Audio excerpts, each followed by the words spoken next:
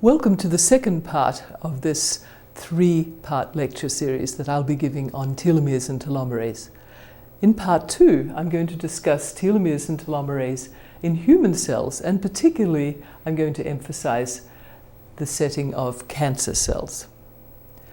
Now, you may recall from the first lecture that the function of telomerase is to maintain the telomeres and prevent them from shortening as cells divide, because telomere shortening would otherwise occur in the absence of telomerase to compensate for the shortening processes. And so maintaining telomeres allows the cells to keep on dividing. In human cells, we can also see, though, that telomerase itself is protecting telomeres. And so I want to show you one kind of experiment for that. And the conclusion is going to be that it's not just the bulk telomere length that matters, but the presence of telomerase can determine whether a telomere is seen by the cell as sufficiently long or not. The experiment I'll show you was done in cultured human cells. These were not cancer cells, and these were cells that have normally extremely low levels of telomerase, effectively, for our purposes, essentially no measurable telomerase activity, and certainly their telomeres are not maintained. Now, I've shown you in very simple diagrammatic form human telomerase. So this would be the template sequence of the human telomerase RNA, and this is the overhanging G-rich strand. It's actually usually longer than this, but I've just shown it as a simple diagrammatic form here. And this, of course, is the duplex telomeric DNA that will be consisting of hundreds or thousands of telomeric repeats as you go in toward the chromosome interior.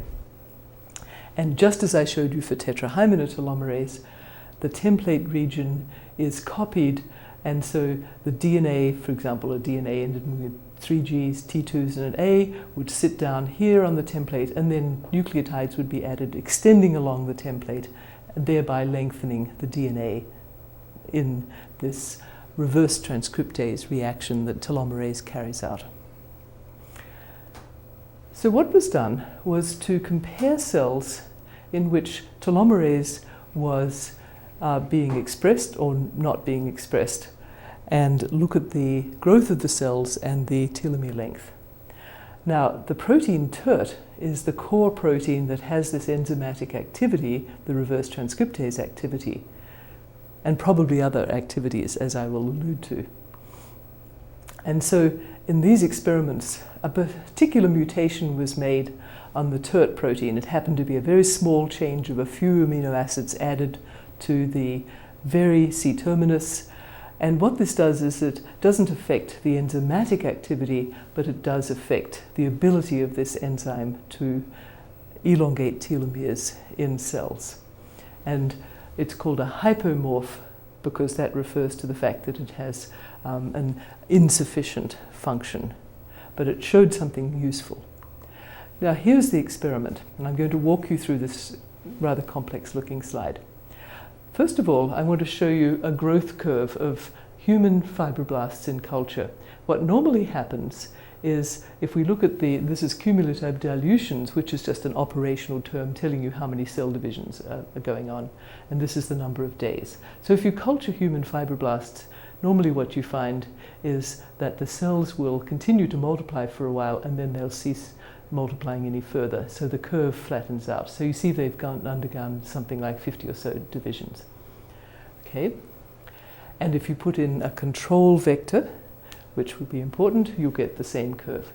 But if you put in the test vector, which actually is expressing this form of the human telomerase core protein TERT, because the fibroblast cells naturally have enough telomerase RNA and the other components of telomerase, all they're missing is the TERT. You just have to add this in, and now you can restore telomerase activity.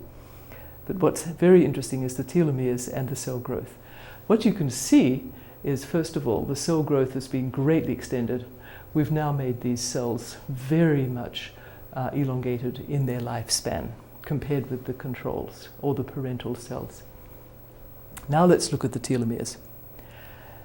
if we look at the telomeres in these cells, the controls, we find that they're gradually becoming somewhat shorter, and then at this point here, they've pretty much ceased to divide. So we're out here, they've pretty much ceased dividing. So the telomeres on average are about this long, and the cells have picked up this signal. They've said the telomere length is shorter here than here, and they've picked up the signal and they've said we're not going to divide any further. Now we added the HTER. Now actually what happened was that I told you the cells continue to grow a long, long time. The telomeres shorten and then they steady out at some much shorter length. So through here and through here they're actually growing quite well, but they're growing with much shorter telomeres. So in other words, these cells can keep dividing for a long time with very short telomeres, and the difference was they had telomerase being expressed. So we used a trick just to separate out the telomere lengthening property of telomerase from its ability to stabilize telomeres, and we saw that in fact if you have this telomerase present throughout, even though the telomeres maintain short, they are perfectly stable and the cells can keep dividing. So this is the second piece of evidence. I showed you the first piece of evidence in yeast systems in the first part of this lecture series, and now this is the second piece of evidence that telomerase is having a protective function. In this case, it's in human cells and it's stabilizing telomeres that otherwise would have been too short in its absence. This is not unique to human cells, it's been seen in yeast systems as well, experimentally. So I just talked to you about normal cells, and I told you that in those human fibroblasts grown in culture, there's very little telomerase.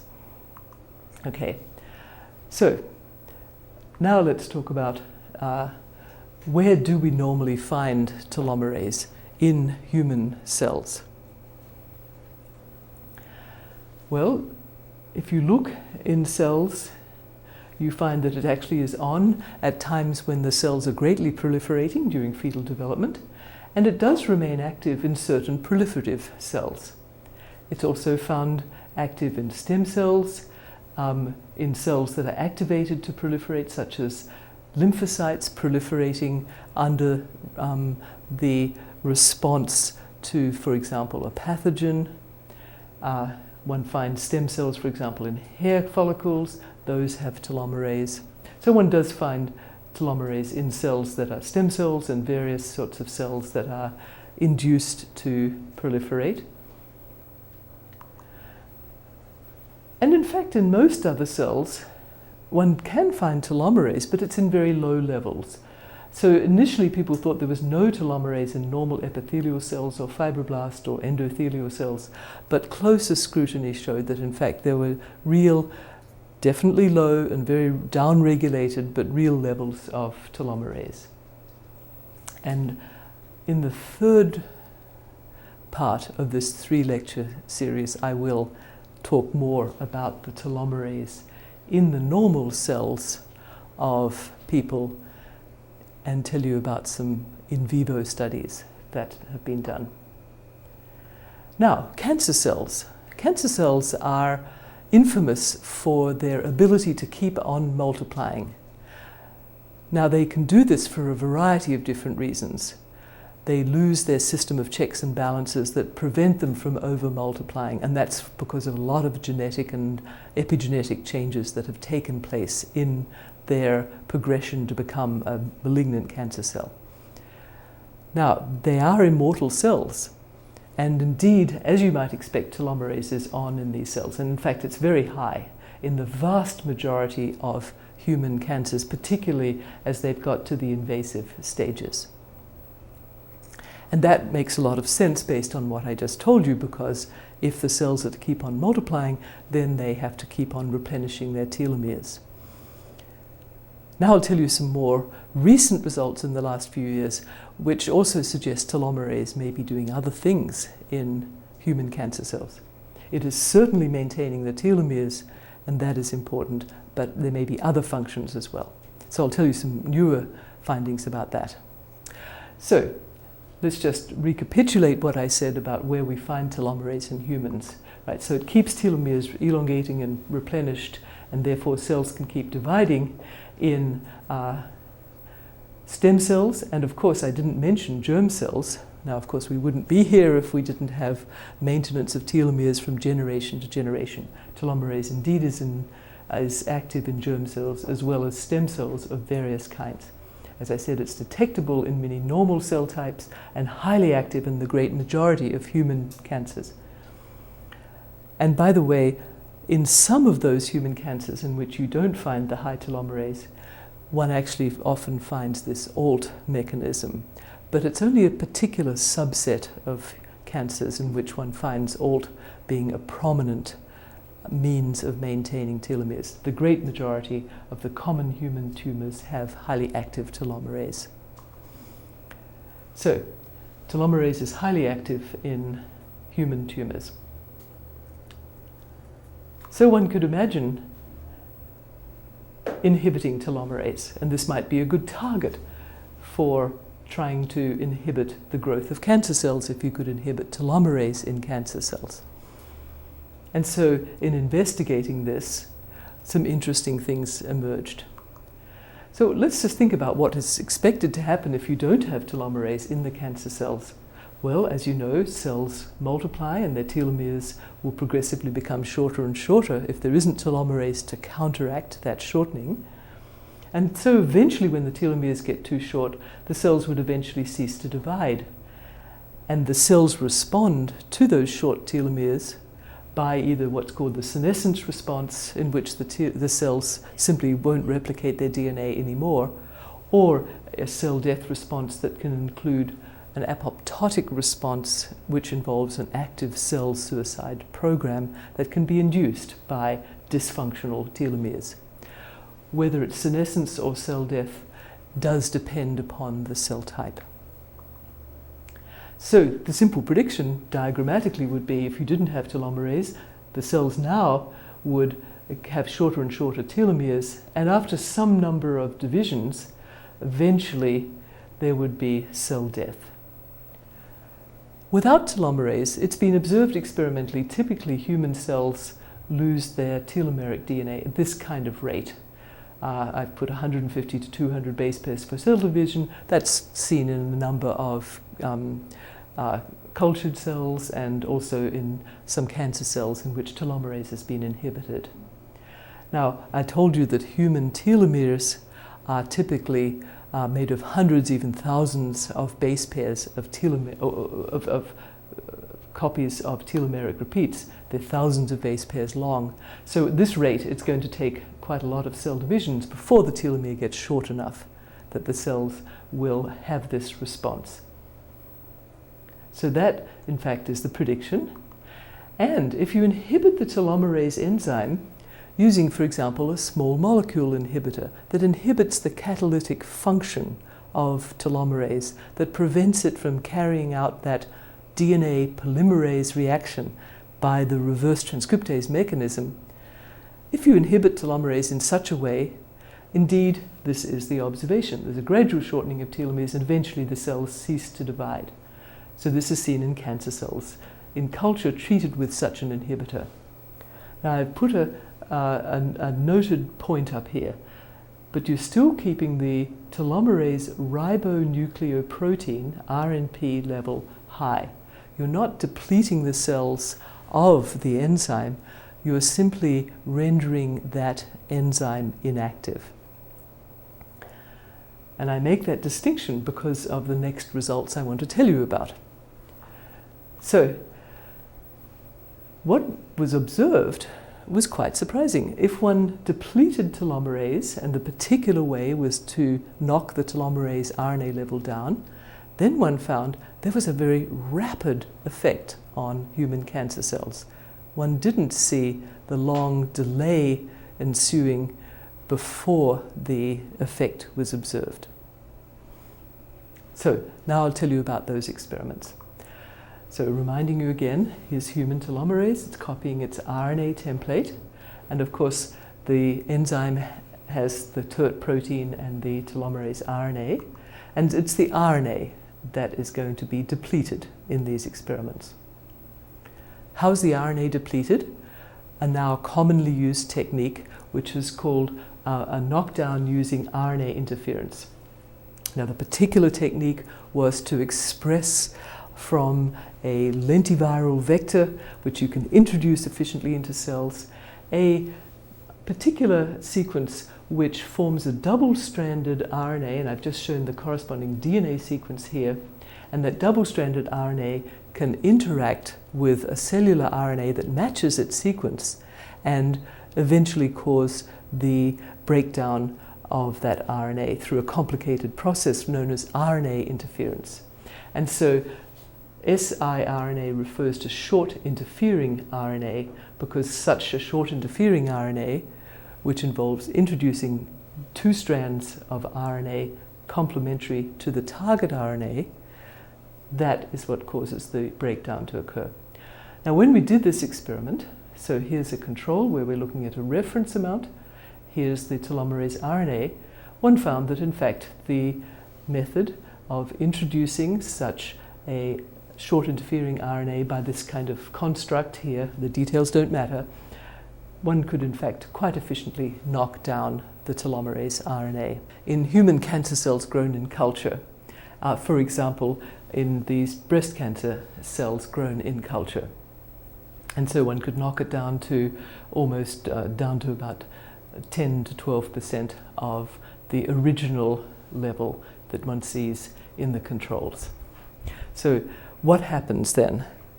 Now, if what I had told you was the case, that we knock down the telomerase, then we would expect to have to wait for a long time for the telomeres to get short enough. If that were the only thing going on, then we would have to wait before we saw any effect. But right away, there was an effect on the growth of the cells. Now, just to put this into perspective here, I'll just show you, walk you through a couple of graphs. Here's the controls of two kinds, and this is the number of cells here. And so what you can see is that the cell number goes up and up and up, as you might expect. The cells are dividing once every day or two. And so you can see after about 4 or 5 days, after the introduction of the construct that knocked the telomerase RNA level down, that the cells that receive this are quite quickly growing more slowly than the controls. So this must be occurring within a couple of cell divisions. And here are some more controls in which here's the empty vector, here is the short interfering RNA targeting telomerase RNA, and here's a control version of that in which it now no longer can target the telomerase RNA, but everything else is the same, and as you can see, it behaves like the controls. And so a great many control experiments were done to show that this was a specific effect, specific to knocking down the telomerase RNA. This was done on bulk unselected cell populations. The cells were a melanoma cell line that normally has very long telomeres. The bulk unselected populations is significant because what it meant was that one could put the siRNA, the agent that knocks the telomerase RNA down into the cells at day 0, and without even any selection, one could get something like 80 to 90% of the cells that received this construct. And in fact, the ones that did grow out were that low percentage that didn't receive the construct. So in fact, the effect is even stronger than what these curves would indicate, because these ones that are growing out are largely the ones that just didn't receive the construct. Now, one of the things that is very important in human cells to respond to DNA damage, such as certain kinds of telomeric DNA damage, is the gene p53. Interestingly, these effects did not require p53. Here is a pair of cell lines that are otherwise isogenic. This is a colon cancer cell line called HCT116. In these cells, the p53 is wild type. Here's the response to knocking down telomerase RNA. In this otherwise isogenic cell line, lacking p53, but otherwise the same. This response is quantitatively the same. So this is a different response from a classic DNA damage response. And in fact, we did not see DNA damage response genes being induced here. We looked at the telomeres by some molecular mechanisms. We looked at the telomeres by some molecular probing mechanisms that allow one to see if the telomeres are uncapped, and in fact they were not uncapped either. So we see when we knock telomerase RNA down, we rapidly see an inhibition of cancer cell growth. These are cells that normally have very high telomerase.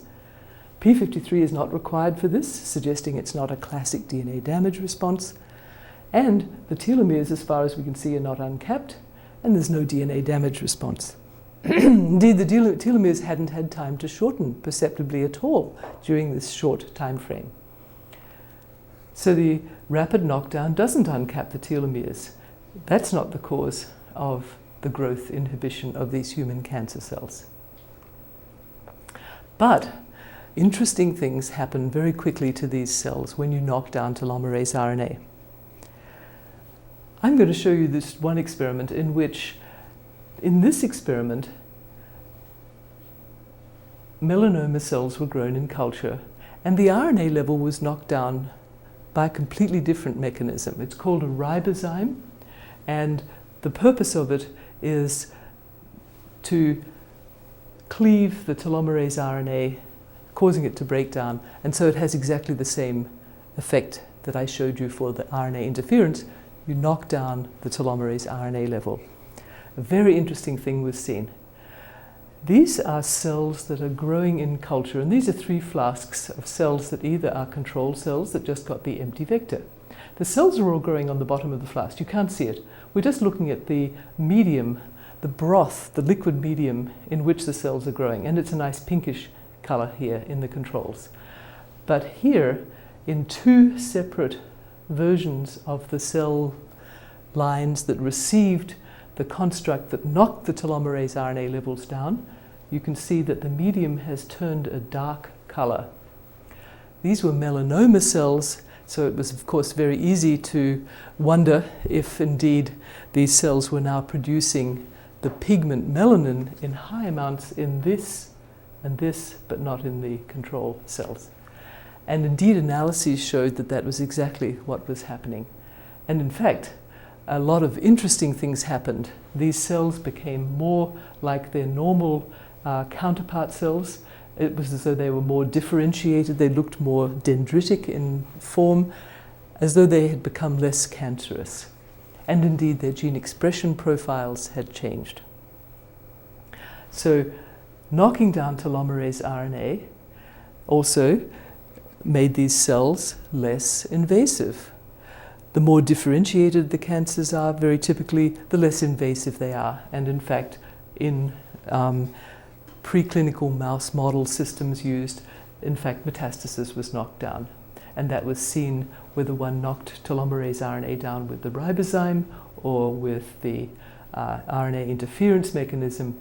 But in melanoma models for cancer, using the experimental mouse system in the laboratory, it was found that the metastasis is depleted or decreased when the telomerase RNA is depleted. So knocking telomerase RNA levels down changed the nature of the cells, and it changed the nature of the cells well before the telomeres became uncapped.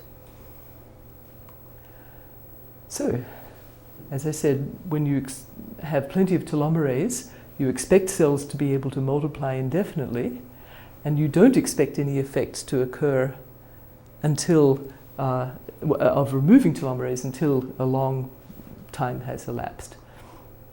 So what we see by this abrupt knockdown of telomerase level, by knocking down the telomerase RNA, is we see rapid inhibition of cell growth. p53 was not required. There was no DNA damage response or telomere uncapping, and in fact metastasis is reduced. Metastasis is reduced. What is going on? I briefly mentioned we looked at the gene expression profiles in these cells. And we found that, in fact, that rapid knockdown of telomerase RNA and that rapid slowing of the cell growth is accompanied by, and presumably caused by, cell cycle and tumor progression genes being downregulated. Glucose metabolism is downregulated. Cancer cells typically have high rates of glucose metabolism. That becomes downregulated in cells that have less telomerase RNA. And the cells appear more differentiated, making one wonder if there's a cell differentiation program that's induced in these cells. Unexpected changes, many open questions remain, but these kinds of experiments have led to these observations here that have two kinds of implications. One is the scientific implication that telomerase has other functions that are not solely mediated through its adding telomeric DNA to the ends of chromosomes. And the other implication is that this makes telomerase an interesting target for potential anti-cancer therapies.